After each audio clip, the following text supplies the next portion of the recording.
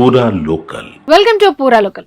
ఇటీవల రోడ్డు ప్రమాదంలో మరణించిన పాస్టర్ ప్రవీణ్ కేసులో కొత్త నిజాలు బయటకు వస్తున్నాయి.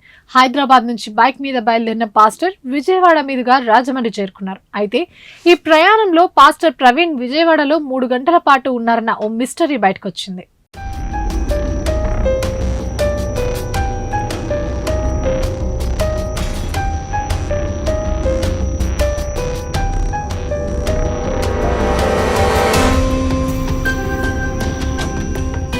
పోలీసుల దర్యాప్తులో విజయవాడలో 3 గంటల పాటు ఆయన ఆచూకీ దొరకలేదు. అయితే ప్రయాణంలో అలసిపోయిన ప్రవీణ్ తన బైక్ ని జాతీయ రహదారిపై ఆపి పక్కన కూర్చున్నట్లు పోలీసులు గుర్తించారు.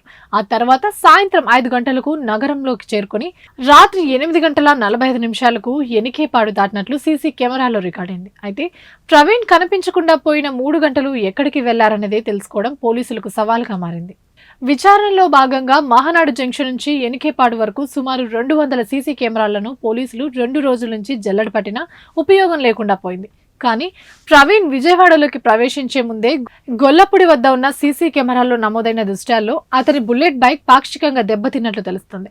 సాయంత్రం 4 గంటల 45 నిమిషాలకు విజయవాడ శివార్లోని ఓ బంకులో పెట్రోల్ కొట్టించుకొని ఫోన్ పే ద్వారా డబ్బులు చెల్లించారు. అక్కడి నుంచి బయలుదేరిన పాస్టర్ కనకదుర్గ పైవంతన వారధి మీదుగా బెంచ్ సర్కిల్ చేరుకున్నారు. 5 గంటల 20 నిమిషాలకు రామవరపాడు రింకు దూరంలో బైక్ ఆపి ఆయన పక్కన కూర్చోవడం గమనించిన ట్రాఫిక్ ఎస్ఐ ఆయనకు మంచినీళ్ళిచ్చి పక్కన పార్క్ లో కూర్చోబెట్టినట్లు విచారణలో బయటపడింది.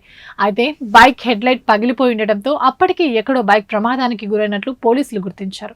ఆ ప్రమాద సమయంలో అతనికి హెల్మెట్ ఉండడంతో ప్రాణాపాయం నుంచి బయటపడ్డారని గమనించి అతన్ని ఫోటో సైతం తీసుకున్నారు. విశ్రాంతి తర్వాత బైక్ మీద రామవరపాడు రింగ్ మీదుగా వెళ్లినట్లు పోలీసులు చెబుతున్నారు. ఇవి ఇప్పటి వరకు ఉన్న అప్డేట్స్. మరిన్ని అప్డేట్స్ కోసం చూస్తూనే ఉండండి పూరా లోకల్.